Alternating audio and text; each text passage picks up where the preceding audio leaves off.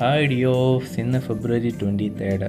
ഇന്നത്തെ യാത്ര എന്ന് പറയുന്നത് തമിഴ്നാട്ടിലുള്ള ഉൾഗ്രാമങ്ങളിലുള്ള കൃഷിയെക്കുറിച്ച് അറിയാനായിട്ടാണ്.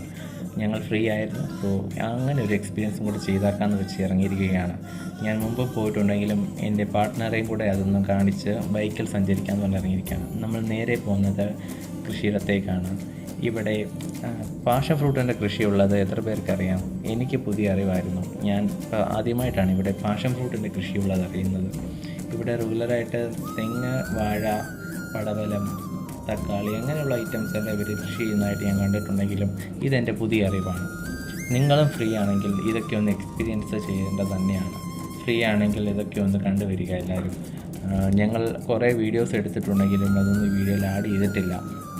അതെല്ലാം പുറകെ വീഡിയോസിൽ ആഡ് ചെയ്യുന്നതായിരിക്കും. സോ അത്രയേ ഉള്ളൂ നമ്മുടെ ഇന്നത്തെ വീഡിയോ.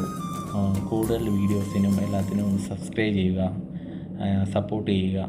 Thank you.